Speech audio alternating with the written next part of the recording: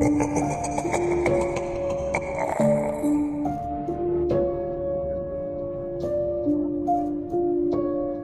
Daniel, and I have this unique fascination with constructing little shacks deep in the heart of the woods. There's something about being enveloped by nature that has always thrilled me. One day, I set out for another of my solitary adventures. Filled with eager anticipation, the day was perfect, with the woods adorned in their autumn splendor, leaves bursting into vibrant shades of red, orange, and yellow. As I worked on my shack, I began to hear these strange, distant whispers. They were almost like echoes, secrets carried on the wind. Each time they reached my ears, they sent a shiver down my spine. But I tried to dismiss them as mere figments of my imagination. Night descended rapidly, leaving me alone in the pitch-black woods. The lanterns I had brought suddenly flickered and extinguished, leaving me in darkness. The whispers returned, even more ominous this time. Like the forest itself was harboring secrets it didn't want me to know. My flashlight decided to quit on me, leaving me completely disoriented and terrified. Panic gripped me, and I made a frantic dash back to my car, hoping it would provide some semblance of safety. But when I reached my car, it was as if the universe conspired against me. The engine stubbornly refused to roar to life. I was trapped in the woods, with nothing but the unnerving silence and the eerie whispers for company. My fear intensified, and I bolted towards the nearest gas station, praying for a glimmer of hope. When I finally arrived at the gas station, I was met with a scene straight out of a horror movie. It was deserted and gave off an incredibly eerie vibe. The flickering, buzzing fluorescent lights cast long, menacing shadows. I called out for help, but there was no response, just a haunting silence. My fear grew exponentially, and I began to hear things, strange, indistinct noises that made my skin crawl. In the hushed stillness of that forsaken gas station, the woods I had once cherished had metamorphosed into a living nightmare. The wind carried with it ghostly laughter, and voices that seemed to call out my name in a sinister tone. My mind began to unravel, and I found myself running deeper into the woods, unable to escape the relentless horrors that pursued me. Weeks turned into a haunting blur. I was finally found in a ditch, curled into a ball, muttering incomprehensible words. The voices and shadows in the woods had driven me to the brink of madness. People in town began talking about my story, warning one another about the sinister woods, where my love for building shacks had turned into a never-ending nightmare. The forest held its secrets close, and my life was forever changed.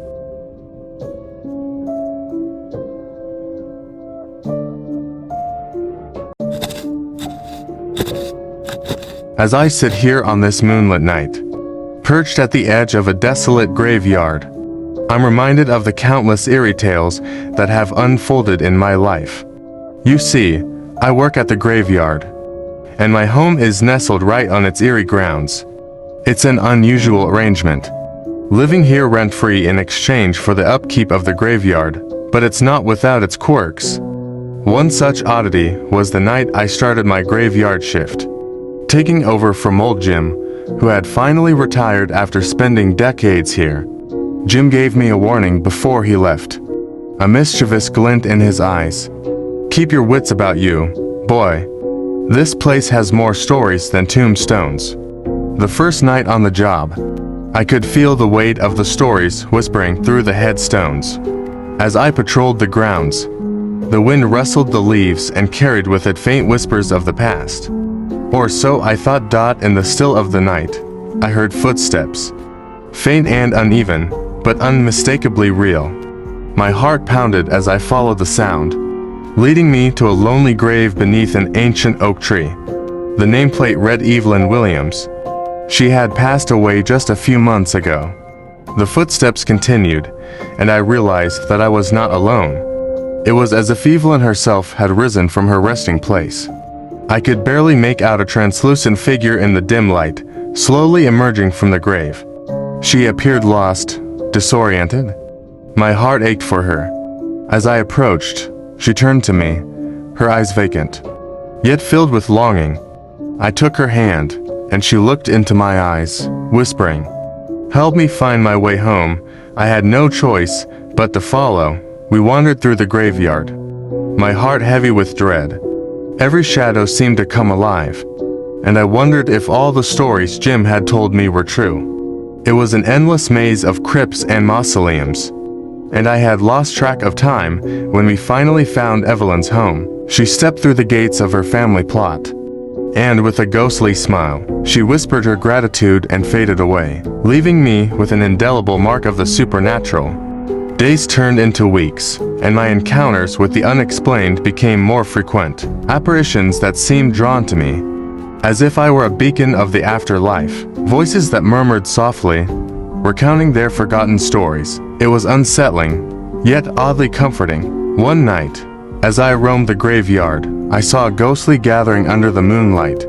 Spirits from different eras, long-forgotten souls, all paying their respects to the living. They beckoned me to join their spectral circle. I hesitated, fearing the unknown, but curiosity got the better of me. As I entered the circle, the spirits shared their stories, tales of love and loss, hope and despair. They spoke of their regrets and unfinished business. Seeking closure, I felt an overwhelming sense of empathy, realizing that we were all connected by the threads of life and death. The night grew late, and I bid farewell to my newfound friends. I returned to my small house on the graveyard, where I contemplated the peculiar life I had stumbled into. The stories and experiences that had unfolded here, so strange yet so deeply human, had changed me in ways I couldn't comprehend. Now, as I sit here, recounting these stories to you, I understand that the graveyard is not a place of fear, but a realm where the past lingers, waiting to share its tales with those willing to listen. And maybe, just maybe, that's the true purpose of a graveyard, to remind us that life and death are inextricably intertwined, and that every soul, no matter how ethereal, has a story worth hearing.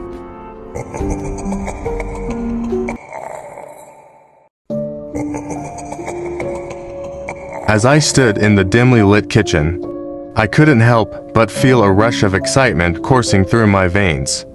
It was Halloween, and my daughter was about to come home from school. She'd been counting down the days, eagerly awaiting the evening's trick-or-treating adventure. I had the perfect costume ready for her. The clock on the wall seemed to tick louder with each passing second, and I carefully put the finishing touches on her lunch, making it as spookily festive as possible. The thought of her sweet smile when she saw her Halloween-themed lunchbox made me smile in return. I couldn't wait to see her joy. The door creaked open, and I knew my little ghoul had returned from school. "Mom, you won't believe the fun we had at school today," she exclaimed as she rushed into the kitchen. Her enthusiasm was infectious. We chatted about her day while I helped her change into her Halloween costume, a cute little witch with a sparkly hat. The sun dipped below the horizon, and the moon cast eerie shadows through our windows. It was time to embark on our Halloween adventure. As we stepped outside, I couldn't shake the feeling that something was off. The street was quieter than usual. The air had a chill that seeped through my bones, and the moon hung heavy in the sky, its glow casting long, eerie shadows. Our neighborhood was usually bustling with kids in costumes, but now it felt deserted. We made our way to the first house, but there was no answer when we knocked on the door. Confused, we moved to the next one, and the one after that, with the same result: empty houses, no candy, and an unsettling silence. My daughter, undeterred, urged me to continue, but my unease deepened. We turned down a dark alley, the only route we hadn't explored, and there, we found a decrepit, abandoned house. It was shrouded in darkness, save for a single flickering lantern that swayed eerily. I hesitated, but my daughter's excitement was infectious. We approached the house, and as we reached the front door, it slowly creaked open, revealing a dimly lit hallway. The faint echoes of children's laughter and whispers emanated from inside. Against my better judgment, we stepped in. The hallway seemed endless, and each room held its own terrifying surprise room, filled with dusty dolls, another with flickering candles, and a third with a ghastly mirror that reflected distorted images of us. Panic set in as we realized we were trapped in this haunted house. We raced back to the front door, but it slammed shut, sealing our fate. The lantern dimmed, and an eerie voice whispered, "Welcome to our Halloween, where every night is Fright Night." The house came alive with ghostly apparitions, and my daughter's laughter turned to screams. We were surrounded by specters, all longing for their own lost Halloweens. I clung to my daughter, determined to protect her, but the spectral hands closed in around us. Just when it seemed all hope was lost, a brilliant light burst from the lantern. The spirits recoiled, and the front door swung open. We escaped the haunted house, our hearts pounding with terror. As we stumbled back into the moonlit street, our neighbors, still in costume, joined us. Having had their own harrowing experiences, together, we vowed to free the spirits and return Halloween to the way it should be. And so, we embarked on a quest to banish the darkness from our beloved holiday. The journey was fraught with peril, but in the end, we managed to restore the spirit of Halloween to its former glory. My daughter and I returned home, our bond stronger than ever, knowing we had survived a Halloween that would haunt us forever. Little did we know, the real nightmare had only just begun, and our lives would forever be entwined with the supernatural. I had been looking forward to this Halloween for months.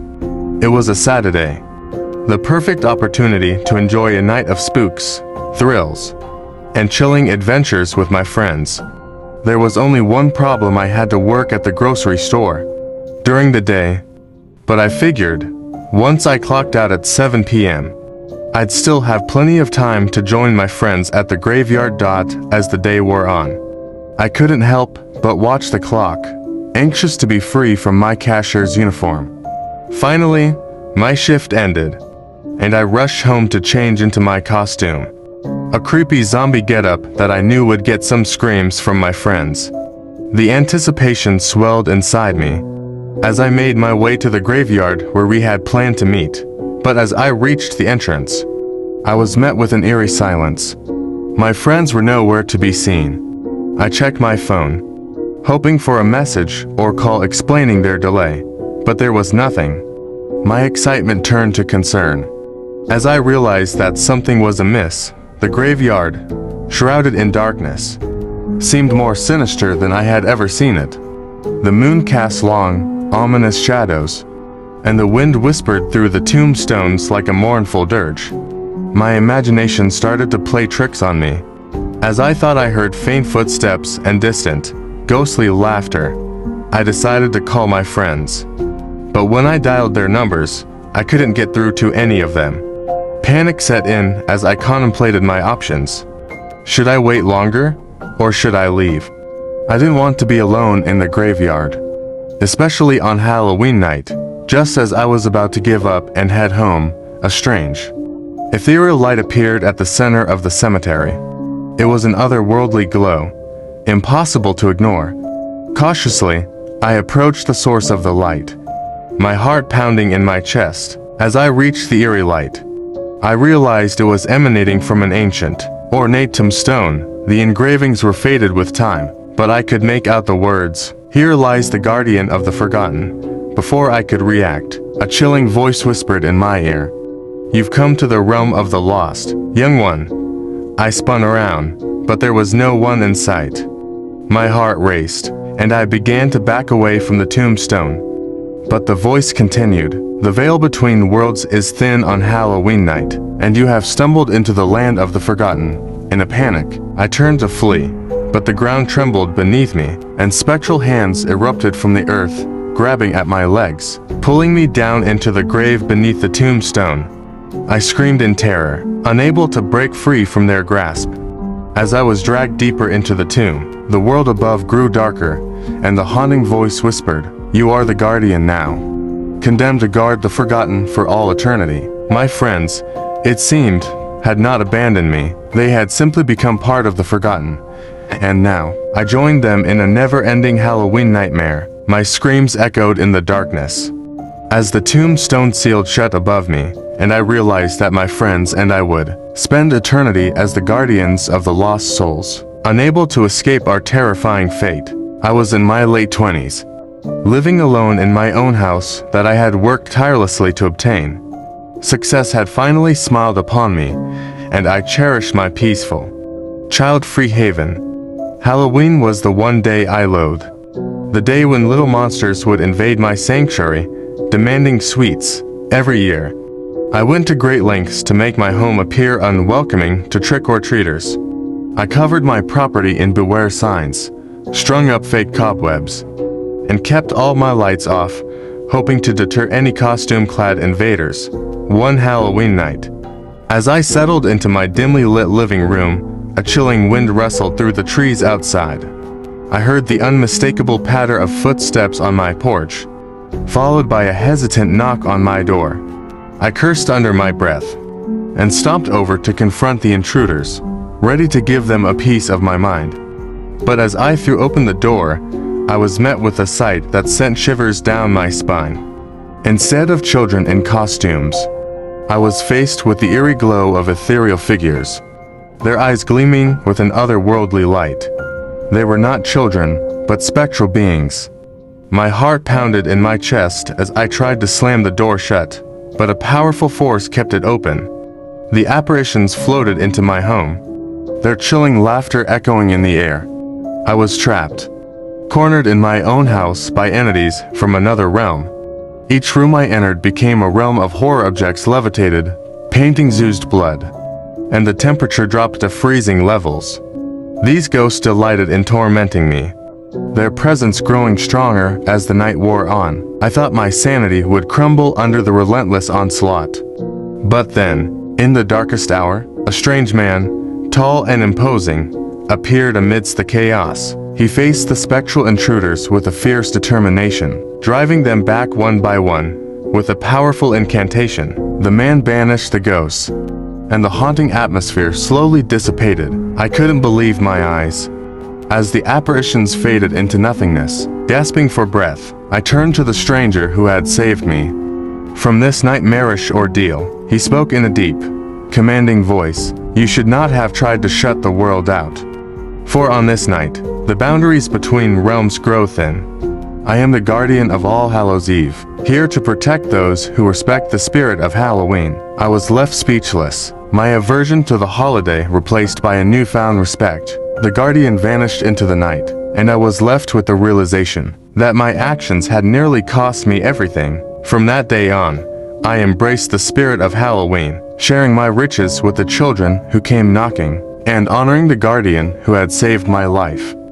But as the years passed, the memory of that night faded, and I returned to my old ways. On a Halloween night, while I was alone, the guardian returned, not as a savior, but as a harbinger of my doom. His eyes glowed with an unholy light, and he whispered, "Your debt must be repaid." In an instant, the room transformed into a nightmarish realm, and the guardian's sinister grin widened. I realized with horror that my time had run out. The guardian had come to collect my soul, and there was no escape. As the shadows closed in around me, the guardian's laughter echoed in my ears, and I knew that my fate was sealed. I had scorned the spirit of Halloween once too often, and now I would pay the ultimate price for my arrogance. The room grew darker, and I was consumed by the eternal darkness of Halloween night.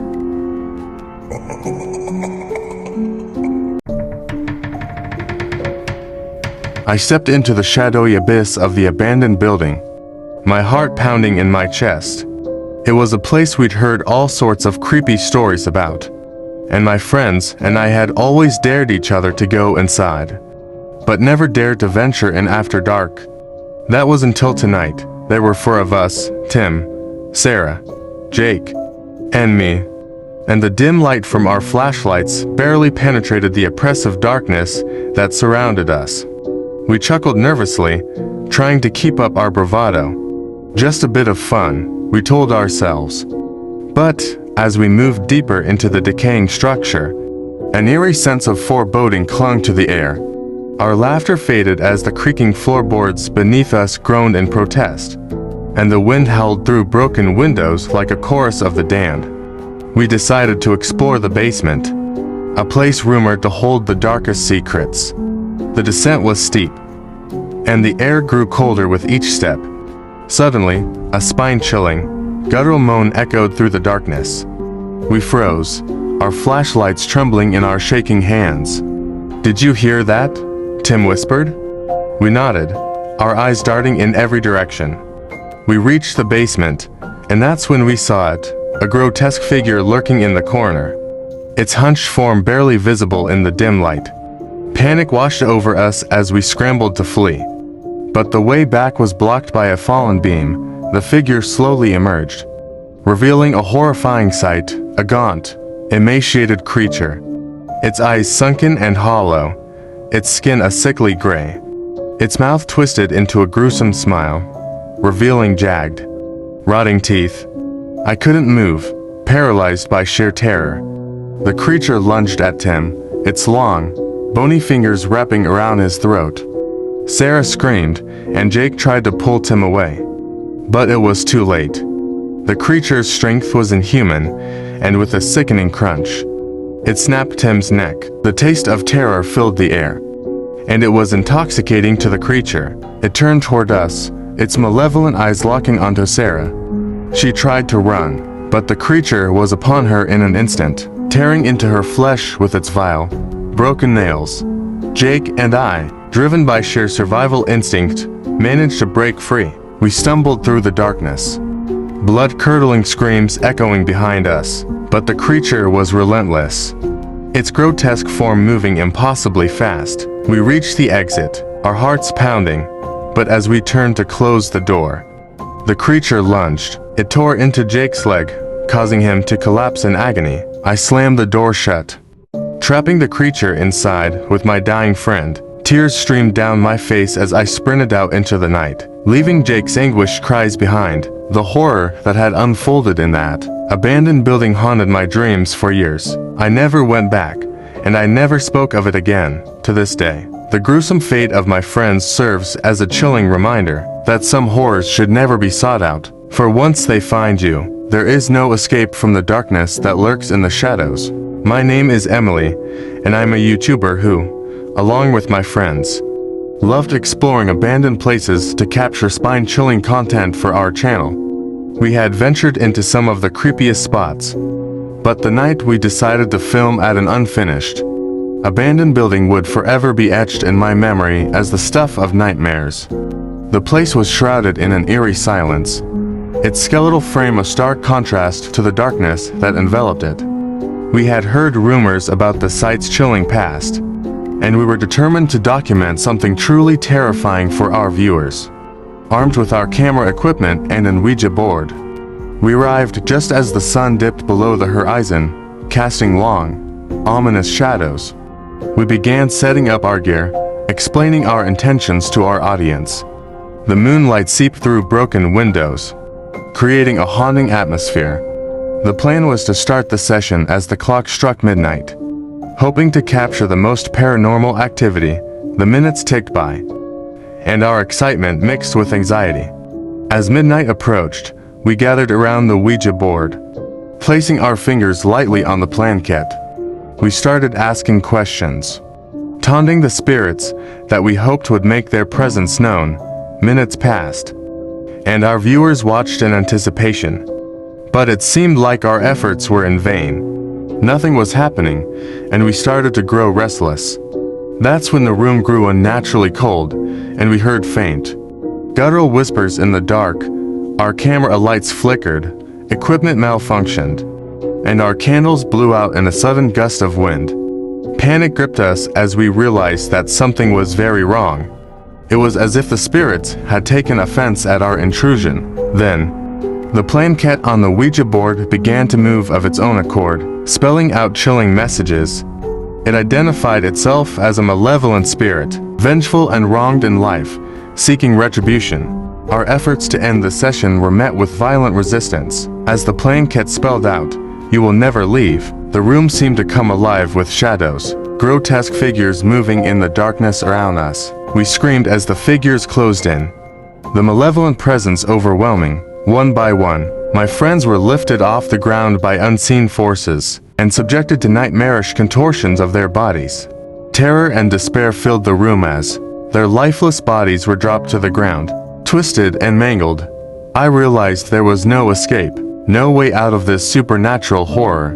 The malevolent spirit, satisfied with its retribution, turned its attention to me. The room was a maelstrom of agony and fear as I, too, was lifted into the air, my limbs contorted beyond human limits. It was a gruesome, horrifying end. And as my life faded away, I knew our attempt to capture the paranormal on film had turned into a real-life nightmare. I had a routine, one that involved tearing down abandoned buildings for the city's new construction projects. It was a grim job, but it paid the bills. I'd seen my fair share of eerie structures, but there was one job that I'll never forget. One day, my boss assigned me a location that was far off from my usual stops. He told me it was a remote, derelict mansion that had been standing for decades. The city wanted it gone to make way for a new housing development. The place had a dark reputation, but I didn't put much stock in superstitions. As I drove to the mansion, an eerie feeling settled in the pit of my stomach.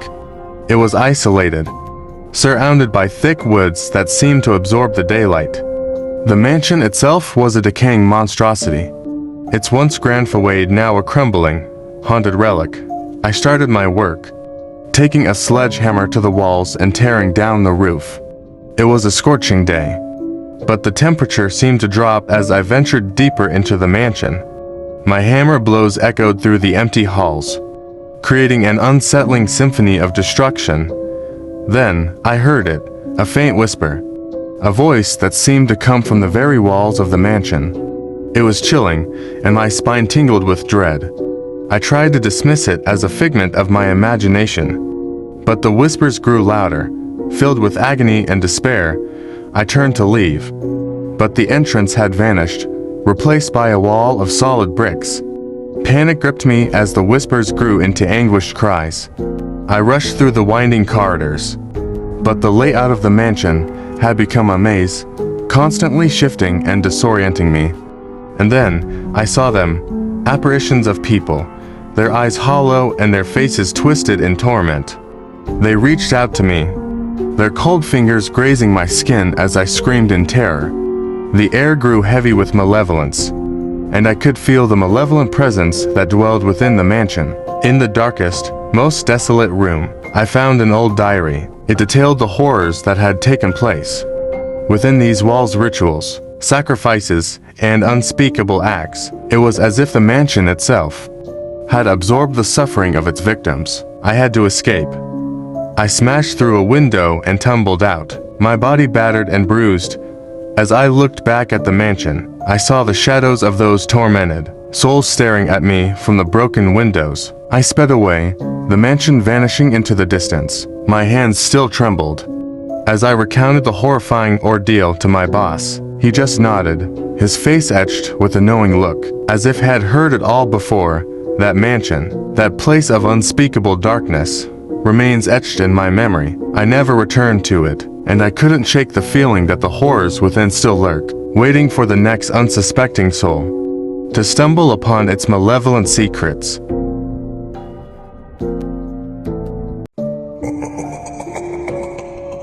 I step out of yoga class, feeling refreshed and peaceful. The sun is setting, casting a warm, golden glow on the streets.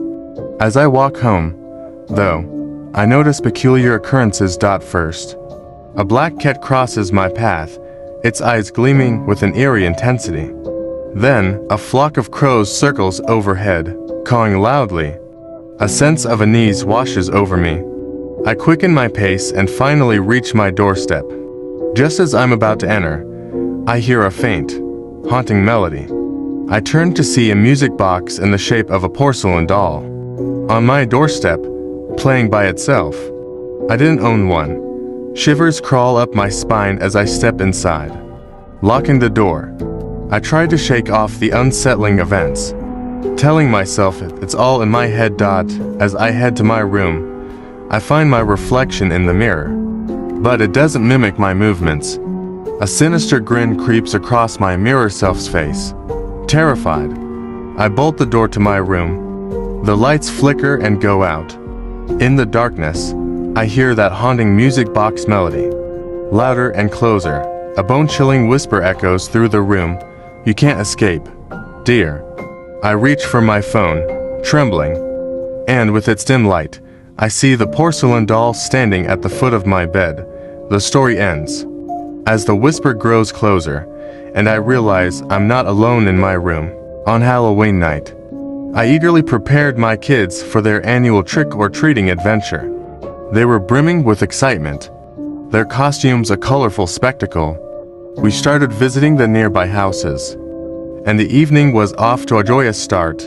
But as we approached the third house, a chilling sensation washed over me.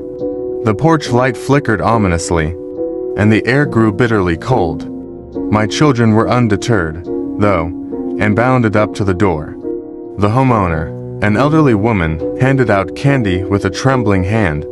I thanked her, but her eyes, filled with despair, locked onto mine. I couldn't shake the eerie feeling that something was amiss. We continued on our route, but every house we visited had a strange, unsettling atmosphere. Residents seemed disoriented, and the candy they gave was strangely misshapen. Suddenly, the night took a dark turn. My youngest child let out a cry, clutching their stomach in pain. I checked my other child, and they too complained of aching. Like something was twisting inside them, we rushed back home, panic welling up inside me. Their conditions worsened, and I called for an ambulance. The paramedics arrived quickly, but they couldn't explain the mysterious illness that had befallen my children. As Halloween night turned into a nightmarish ordeal, we had to end our trick-or-treating early. My children's health slowly improved, but the trauma of that night still haunts us. Sometimes, the darkness of Halloween can be far more sinister than we ever imagined. On Halloween night, I sit by my front door, a bowl of candy in my trembling hands. The joy of seeing kids in costumes reminds me of my youth, a time long gone. I eagerly await their laughter and excitement. The evening begins well. Children in a colorful array of costumes approach my porch. They thank me for the candy, their eyes shining with innocence. Each encounter a delightful nostalgia. But as the night wears on, a strange tension grips the air. The children's expressions turn eerie, their smiles unsettling. They take candy without speaking, their eyes boring into my soul. Suddenly, a chilling wind sweeps across my porch, extinguishing the jack-o'-lanterns. I recoil in fear as the children, their costumes now shrouded in shadow, reach out to me with gnarled, bony fingers. In a panic, I slam the door shut, my heart racing. The night outside is quiet, too quiet. The memory of my youth, and the joy of Halloween now twisted into something horrifying. As I sit in the dark, I can't shake the feeling that those children weren't what they seemed. Their visit leaves me with a haunting sense of dread, a reminder that even in old age, Halloween can turn into a nightmarish ordeal. It's Halloween night, and my daughter, too young to trick or treat, is upset. She gazes longingly at the children in costumes, eager to join them. I reassure her that next year, she'll be ready. As the evening progresses, I decide not to hand out candy to trick-or-treaters, wanting to focus on my daughter. But fate has other plans. The doorbell rings, and my heart sinks. I open the door to find a group of kids, their costumes a mismatched jumble, like characters from different eras. They grin, trick or treat. I explain that I'm not giving out candy this year, but they continue to stand there, silent. Suddenly, a gust of wind sweeps through the room, extinguishing the jack-o'-lanterns. I shiver, offering one last plea for them to leave. Before my eyes, they begin to fade, their laughter echoing as they vanish into thin air. My daughter's eyes widen as the chill subsides. As I close the door, I hold my daughter close, realizing that even when we choose not to participate, Halloween's magic sometimes finds its own way into our lives. We look forward to her own trick-or-treating adventures next year, with a newfound understanding of the enchantment that surrounds this spooky night. On Halloween night, I, a dedicated elementary school teacher, excitedly shop for treats to surprise my young students.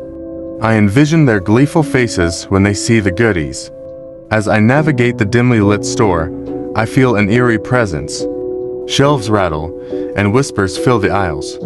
It's unsettling, but I dismiss it as imagination. With the cart piled high, I head to the checkout. The cashier's eyes, hollow and unblinking, make my skin crawl. He rings up the items in silence, each beep echoing ominously.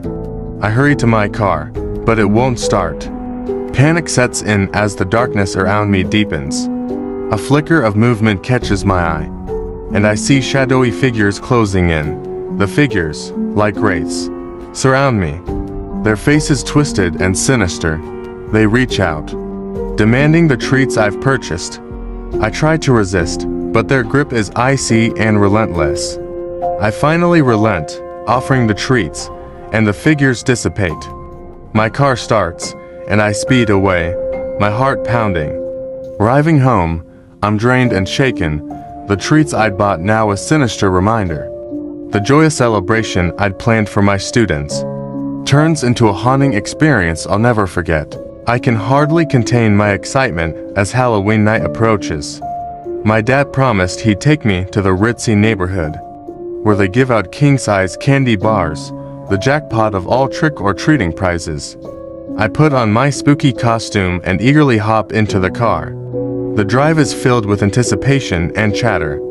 We finally arrive at the posh neighborhood, its streets eerily empty. Lights from the grand mansions cast long, ominous shadows. We start going from house to house, but something feels off. The residents don't greet us with smiles, and the candy bowls are nearly empty. A sense of dread hangs in the air. My heart races as we reach a house at the end of a dimly lit cul-de-sac. The porch light flickers ominously. My dad hesitates, but rings the doorbell anyway. The door swings open, revealing a tall figure in a tattered cloak. Their face is hidden in the shadows, and a cold wind blows through the doorway. I grip my dad's hand, fear seizing me. The stranger extends a gnarled hand, offering candy. As my dad reaches for it, the figure's grip tightens, and with a bone-chilling whisper, they declare, "This is the price." Suddenly, the world distorts, and I find myself alone. My dad nowhere to be seen. The candy bars I hold are no longer treats, but something far more sinister. In a panic, I look around, realizing I'm trapped in a nightmarish realm. The house, the neighborhood, all distorted and nightmarish. My dad's voice echoes from somewhere, distant and pleading. As my terror deepens, the night stretches on, and I'm left alone in a chilling darkness. Surrounded by nightmares, the king-size candy bars now symbols of a horrifying Halloween that I'll never forget. On Halloween night, my friends and I decided to take a shortcut home through a dark graveyard. After a successful night of trick-or-treating, the moon cast eerie shadows on the tombstones. As we ventured deeper.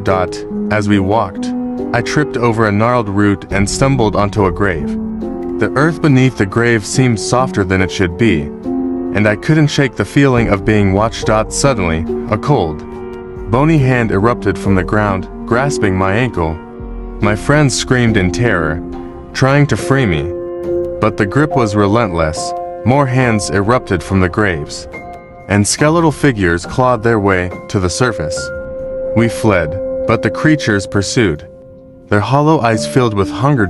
In our panicked escape, one of my friends fell, and the creatures closed in, pulling them beneath the earth. The rest of us managed to escape the graveyard, but the chilling memory of our friend's horrifying fate haunted us forever. That Halloween night, I learned that some shortcuts can lead to places from which there is no return. In my late 20s, I thought I'd found the perfect date idea, a haunted house on Halloween night. I hoped it would be a thrilling, memorable experience. As we entered, laughter filled the air, and I held her hand, eager to share in the adventure. The haunted house was an old, decrepit mansion, And as we wandered deeper into its darkness, the atmosphere grew eerier. The creaking floorboards, the flickering candles. It all seemed perfectly spooky. But as we moved through a dimly lit corridor, I realized the scares were too intense. My date clung to my arm, her terrified eyes locking onto mine. Panic began to gnaw at my own heart. Suddenly, the corridor seemed to stretch endlessly, the walls closing in. We were trapped in a nightmarish maze of horrors. The mannequins lining the walls came to life, their twisted faces mocking our fear. Desperate to escape, we turned a corner. But it only led us deeper into the labyrinth. The air grew colder, and sinister whispers surrounded us. My date and I tried to run, but the hallway twisted and turned, leading us back to where we started. We were caught in an endless loop of terror.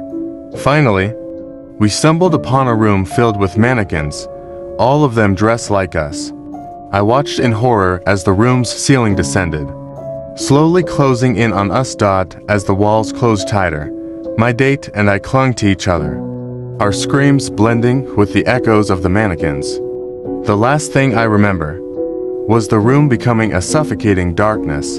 Halloween night had taken an unexpected turn, and what started as a first date ended in a nightmarish ordeal from which we never escaped. It's Halloween night, and my friends and I are out trick-or-treating, laughter and excitement filling the air. As we approach a creepy old house, the porch light flickers, casting eerie shadows. Just as we reach the door, it creaks open, revealing a woman in a tattered wedding dress. She hands us candy, but her eyes hold a sorrowful gaze. Further down the street, we come across a decrepit, abandoned car. Its rusted doors suddenly swing open, and a pair of spectral children beckon us inside. We run, heartbeats thundering. In the distance, an unsettling figure stands beneath a flickering street light. Closer inspection reveals it's just a scarecrow, but it sends a shiver down our spines. As we continue, a thick fog rolls in, enveloping the neighborhood. We hear eerie whispers in the mist, whispers that sound like the wind carrying secrets.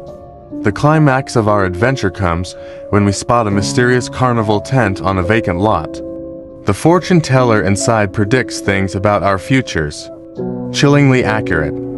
We flee, our night now filled with an eerie sense of the unknown. I'm alone in this eerie gas station, the night silence broken only by the soft hum of fluorescent lights. A bitter October wind howls outside, rattling the windows. The radio plays a melancholic tune. As I count the minutes until the end of my shift, a shadowy figure approaches the counter. A chill runs down my spine, and I force a nervous smile. The customer's face is hidden beneath a hood, a mask of darkness. Their eyes, a deep, unsettling void. They slide a crumpled dollar bill towards me, their bony fingers trembling. The wind outside crescendos into a frenzied wail, and the lights flicker ominously. My heart races. With trembling hands, I reach for the bill, and as our fingers brush, I glimpse something beyond the hood, a ghastly, rotting visage. A face consumed by malevolence. I gasp, stepping back, knocking over a shelf. The lights fail, plunging us into inky blackness. Panic surges, and I scramble to my feet, fumbling for the flashlight. As the beam pierces the darkness, I see it, the figure, inches from my face, those empty eyes inches from mine. The hooded specter whispers, "Time to pay the toll." Before vanishing into the abyss. I stand there, shaken, alone in the silent gas station. The wind outside settles, and the lights return, as if nothing ever happened. But the terror still lingers, this Halloween night. Beware the gas station at the crossroads. You never know who or what will come to collect.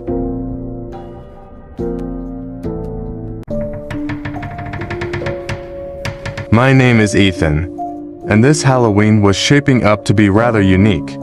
At 16, I had outgrown the age for trick-or-treating. So my parents had taken my younger sister, Lily, out to collect candy from the neighbors. I was left in charge, with the simple task of handing out treats to the neighborhood kids. However, I had my own plans for the evening. With the house to myself, I decided to skip the candy duty and indulge in a horror movie marathon in the sanctuary of my room. The faint glow from the TV screen cast eerie shadows across the walls, and the sound of rain tapping on the window added to the ominous ambience of Halloween night. The movies played on, each one more suspenseful than the last.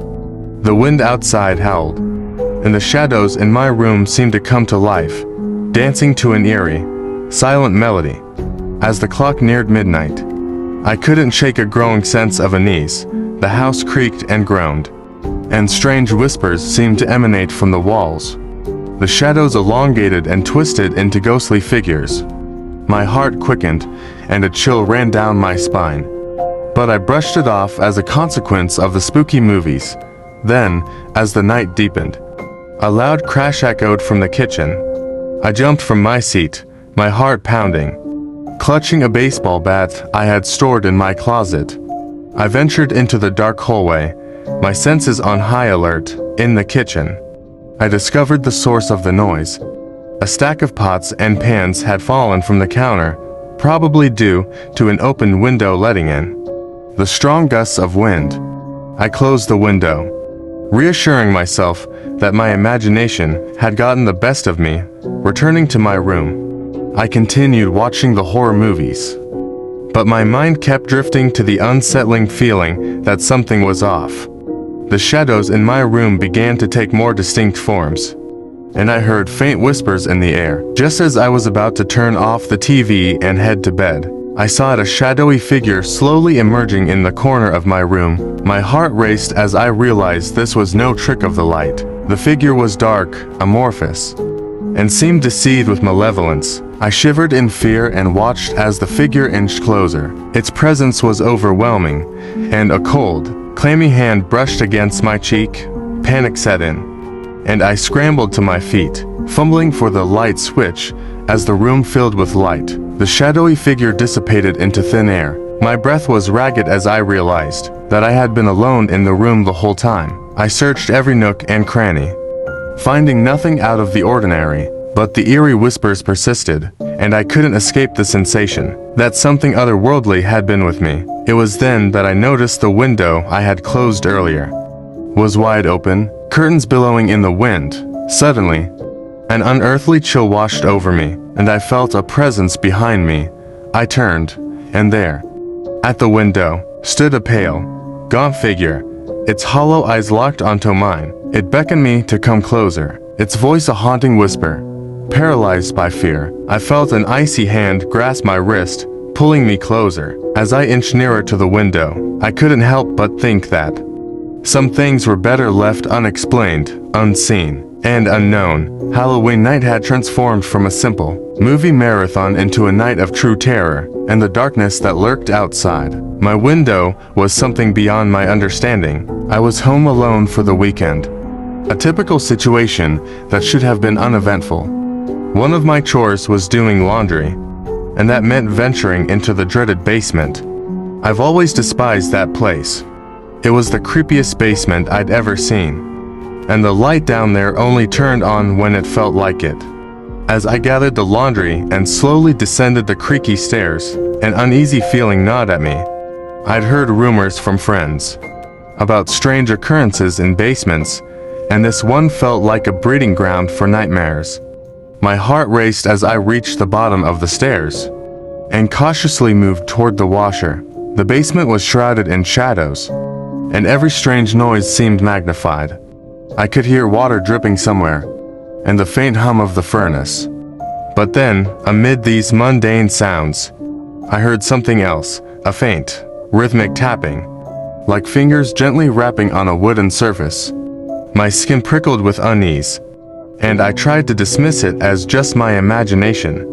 I loaded the clothes into the washer as fast as I could, my heart pounding. The anticipation of every noise was agonizing, and I couldn't shake the feeling of being watched. After what felt like an eternity, I finally started the washer and retreated up the stairs. The 45-minute wait felt like an eternity. my mind racing with the possibilities of what could be down there. Every creak of the house, every gust of wind outside, seemed like a sinister presence. I tried to distract myself with TV, but my thoughts kept drifting back to the eerie basement. When the time came, I took a deep breath and descended into the basement once again. As I reached the washer, I noticed that the rhythmic tapping sound was now more pronounced, like a steady drumbeat. It was closer this time, and I was paralyzed with fear. With trembling hands, I reached for the washer's door to transfer the clothes to the dryer. That's when it happened. A bony, ice-cold hand shot out from the darkness beneath the stairs and gripped my wrist with a vice-like force. I screamed, my heart racing, as I struggled to break free. The grip tightened, and a figure emerged from the shadows, its eyes gleaming with malevolence. Its face was gaunt and pallid, and its twisted, leathery smile revealed jagged, rotting teeth. My vision blurred with tears as I fought to escape. Desperation and terror filled me as I realized the basement held something far worse than my imagination had conjured. With every ounce of strength I had left, I wrenched my arm free and sprinted up the stairs. Slamming the door behind me, I called the police, but when they arrived, the basement was empty, and there was no trace of the sinister presence. I never went back to that basement, and to this day, I can't shake the memory of that horrifying encounter. My name is Daniel, and for years, I had been saving every penny, living frugally, with one dream in mind, to buy my own house. At the age of 32, I finally reached that goal and found the perfect house in the neighborhood adjacent to the one where I'd grown up. It seemed like a dream come true, but little did I know that the events that would unfold there would turn my life into a nightmare. The day I moved in was filled with anticipation and excitement. My own place, my sanctuary, or so I thought. The house was beautiful, with an old-world charm that I had fallen in love with. It was in a quiet neighborhood, and everything seemed perfect. However, as the days turned into weeks, I began to feel a growing unease. I was living alone, and the silence of the house was unsettling. Every creak and groan of the old structure felt like a sinister presence watching me. The darkness of the empty rooms seemed to come alive at night, playing tricks on my mind. Strange things started happening. Doors that I was sure I'd closed would be wide open the next morning. Objects inexplicably moved from one place to another, and I even heard faint whispers in the dead of night. I chalked it up to my imagination, fatigue, or the creaky old house, but deep down, I couldn't shake the feeling that I was not alone. One night, as I lay in bed, I heard footsteps in the hallway outside my room. Fear washed over me as I realized I was the only one in the house. I clutched the baseball bat I kept by my bedside and cautiously opened the door. The hallway was empty, but the temperature had dropped, and an eerie chill hung in the air. The footsteps continued, echoing down the dark corridor. My heart pounded as I followed them, each step intensifying my dread. The source of the noise seemed to move further into the house, and I was compelled to follow, even though my instincts were screaming at me to run. I entered the living room, and there, in the pale moonlight filtering through the window, I saw a figure standing at the center of the room. It was a shadowy, indistinct presence, yet I could feel its malevolence, like a dark force sucking the air from the room. I froze, my breath caught in my throat. As the figure slowly turned to face me, its hollow, black eyes seemed to pierce my very soul. In a voice that sent shivers down my spine, it whispered, "You shouldn't have come here." Terror consumed me as I realized I had unwittingly invited something unholy into my new home. I had to leave, but as I turned to escape, the shadowy figure lunged, its cold, clammy hand grasping my shoulder. I screamed as darkness swallowed me whole, and the house that was once my dream became a living nightmare. I was never seen again, and my empty house remained a place of dread, a sinister presence that would forever haunt the neighborhood where I had hoped to find solace. My name is Alex, and at 19, I had just moved into my first apartment, excited to finally have my own space. The first couple of weeks were great, filled with the freedom of living alone. But as the days went on, strange occurrences began to plague my new home.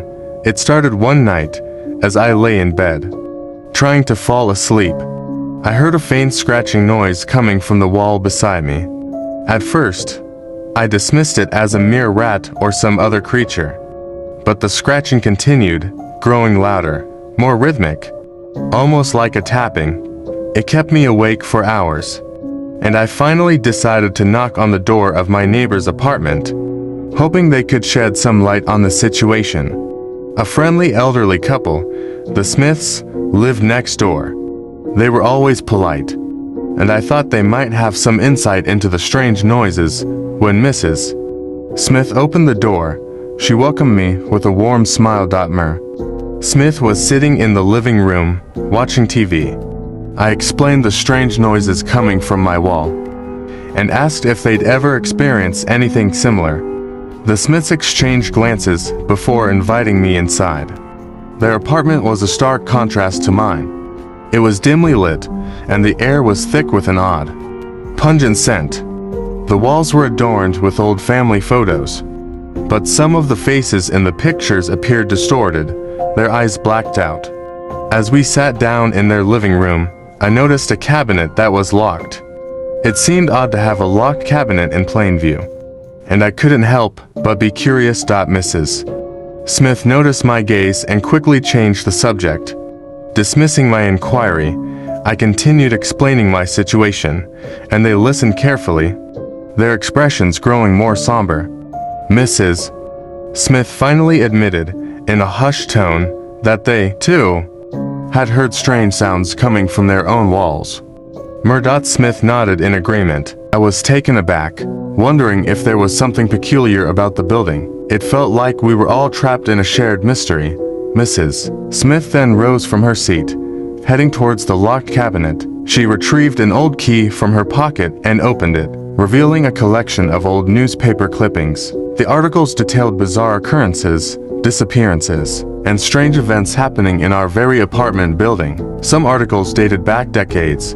With a sinking feeling, I began to realize that our building held dark secrets that stretched far beyond my own experiences. The Smiths shared stories of unsettling encounters, unexplained phenomena, and their growing suspicion that something malevolent lurked within the walls. Before I could react, the lights flickered, and the apartment grew even colder. The Smiths exchanged nervous glances, and a chilling presence filled the room. I could hear faint whispers, and shadows seemed to slither across the walls. I knew then that I was entangled in something far more sinister than I had ever imagined. As the whispers grew louder, the room plunged into darkness, and I felt an icy hand clamp down on my shoulder. I screamed, and the world went black. I never returned to the Smiths' apartment. They, too, disappeared from the building, leaving behind an apartment that remained locked and abandoned. Our building concealed a sinister history, and the unknown forces within it continued to claim unsuspecting victims, leaving them entangled in the dark secrets of our shared home. My name is Emily, and I'm a 40-year-old woman who lives alone. I've been divorced for a few years now, and my daily routine often consists of long, exhausting days at work. But there's one thing that always brightens my evenings: my love for the autumn season and my cherished late-night bubble baths. This particular evening, after a particularly grueling day at the office, I couldn't wait to unwind. The air was crisp, and the scent of fallen leaves wafted through my open bathroom window. Carrying the promise of autumn's beauty, I prepared a hot bath, lighting a few candles to create a soothing atmosphere. As I soaked in the warm water, I closed my eyes, relishing the serenity of the moment. The faint sound of rain against the window pane and the scent of the autumn breeze outside made it a perfect night for relaxation. However, just as I was beginning to drift into a peaceful state of mind, things took a sinister turn. I heard the creaking of the bathroom door, followed by the unmistakable sound of footsteps on the tiled floor. Panic surged through me as I realized I was no longer alone. I called out, "Who's there?" but received no response. The footsteps continued, growing closer to the bathtub. I couldn't see anyone, and my heart raced as I tried to make sense of what was happening. The footsteps circled the bathtub, and the air grew colder. I shivered, the warmth of the bath doing nothing to alleviate the chill that had settled in the room. My mind raced with terrifying thoughts, and I frantically reached for my phone, ready to dial 911, but as I grasped my phone, it was yanked from my hand by an unseen force, disappearing into thin air. I was now utterly defenseless and paralyzed with fear. The footsteps moved closer, and I could feel an unsettling presence. In the dim candle light, I saw a shadowy figure standing at the edge of the bathtub. It had a disfigured, skeletal face, and its eyes glowed with malevolence. Its bony hand reached toward me, and I screamed as its icy fingers grazed my skin. The figure whispered, "You should have been more careful."